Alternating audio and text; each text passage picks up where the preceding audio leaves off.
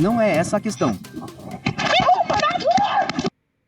We begin with shocking scenes out of New York, where a pro-life journalist is attacked on the street while interviewing a woman about her view on Planned Parenthood. That journalist, who is Catholic, is Savannah Craven Antao. She works with Live Action and conducts these kinds of interviews regularly, discussing people's perspectives on abortion and providing a pro-life perspective. Savannah was talking about the financials of Planned Parenthood for a segment entitled, "What Does Planned Parenthood Do? Perception versus Reality." After a few minutes of discussion, the woman became violent and punched Savannah in the face, then walked away. Savannah was taken to the ER where she received stitches, and the police were notified about the attacker. Joining me now to discuss the attack and what led to it is the journalist herself, Savannah Craven Antao, and her husband, Henry Antao, the videographer of the interview. Savannah and Henry, thank you so much for joining us. First, Savannah, how are you doing? I'm doing really well. Thanks to prayer and the overwhelming amount of support that I've had online, and of course, just my husband always being by my side. It's been a lot mentally and physically, of course, but it's nothing compared to what's happening to over 1,000 babies every day. Wow. And Henry, can you tell us how the attack happened from your point of view? Yes, so thank you for having us here. And I was recording, and it was all very unfortunate because I never expected her to uh, lay a hand on her because she was very friendly. She was the one who came up to us and started a conversation. So it was very shocking. And yeah, I didn't expect that to happen while they were having a conversation. It's just a conversation. If she didn't agree with her views, she could have walked away, but she decided to choose violence. No. And have you heard of any updates on the attacker? Yeah, go ahead. Yes, so the detectives are working on the case.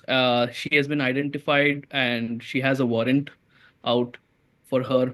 They haven't, got her yet. So hopefully very soon. And Savannah, you are a journalist with Live Action, conducting interviews like this regularly. Have you seen responses like this before?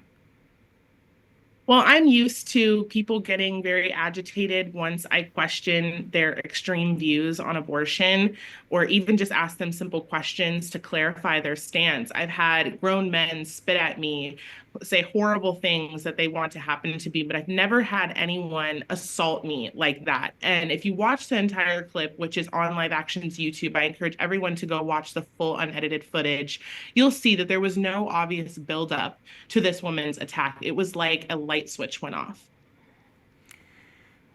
That's very disturbing to watch. And Savannah, just based on your experience, what would you say is the best way to share the pro-life perspective? Absolutely. Well, getting out there on the streets and in real life and having conversations. I think the biggest issue nowadays is that people aren't forced to have conversations because we're so used to just having these keyboard wars online where people feel comfortable saying whatever they want. And then when they're actually questioned in real life, they're not able to handle it. This woman decided to do what a keyboard warrior says that they'll do online, and that's actually assault me. And does an event like this deter you from continuing interviews like this one? Absolutely not. I've already been back out there on the street, this time as Henry, not the cameraman, but just being my bodyguard. And I'll be having more bodyguards as I go out to these crazy leftist and pro-abortion rallies because we have to continue to share the truth. Indeed. And we are in the season of Lent. Do you guys have a message of mercy for Brianna or anyone else who might hold her views? Yes, I mean, I'm just praying for everyone who's been hurt by abortion. Abortion is violence, therefore it breeds violence. And there's a lot of hurt that's going on with a lot of women across the world because of what abortion does. We're told it's a woman's right, that it should be empowering to just keep it inside because it's just a simple procedure. But then women are left feeling guilty, they're left feeling broken and like something is missing because abortion is ripping away your own self, basically. A part of you, a unique creation by God. And you think about any other animal in the world that would rip their baby out of their womb. It just doesn't happen. And Savannah, earlier you mentioned keyboard warriors saying these things, but then actually acting upon them. Have you been noticing an increase of violence out in the streets? Definitely. Ever since the fall of Roe v. Wade, we've seen more and more violence on pro-life activists, people who are doing even less things that I do, just praying outside of an abortion facility, just praying for the women that are walking in, not even making direct contact with people. It's insane. But this is what happens when you promote a culture of death, when your whole existence revolves around ending innocent lives, is that evil is going to come out, and the devil loves it. He loves abortion. He loves this anger. He loves this violence. And if people don't turn to God, it's just going to continue. And to your knowledge, has anyone that you've interviewed ever had an abortion? Yes. Many, many women that I've interviewed have had an abortion. They've been open with me about it. And one thing that I always like to share is that a lot of women in the pro-life movement are post-abortive, and they've unfortunately had to go through that to realize what abortion really was, and now speaking out against it. I've had so many messages over this past week of women messaging me and saying, I had an abortion 52 years ago. And I still think about what my baby could have been. This is not a 15-minute procedure and then you never think about it. It's not like ripping off a Band-Aid. It's not like taking a Tylenol. This is a human life that is being forever destroyed, and we're not getting them back. We can't get babies back from abortion, and we see how it affects women long term. Yeah, and finally, to close, a question for you both. What are signs of hope that you see? Yes. You want to take this one?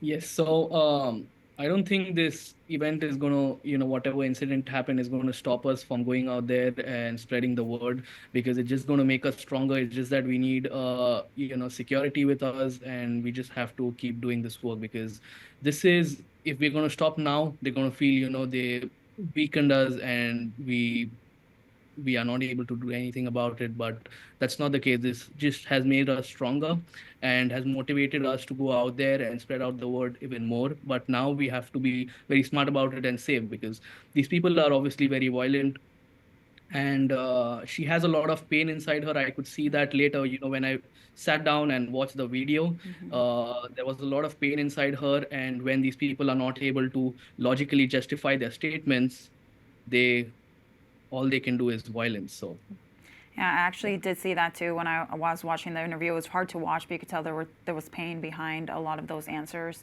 Do you guys have any final closing thoughts for our audience before we let you go? Absolutely. If you'd like to help support us in this fight, we have a Give, Send, Go set up, givesendgo.com/Savannah Craven, to help us continue to go out there and have security. And just following along, Her Patriot Voice is our YouTube channel, and we're going to continue going out. We already went out to a crazy anti-Trump rally and ran into a Planned Parenthood board member. So that video will be up very soon. And just continue to support, share the word, and pray. Well, thank you both so much for joining us. And again, I'm so sorry for what happened. And just thank you for just the beautiful witness you have as a married couple working together.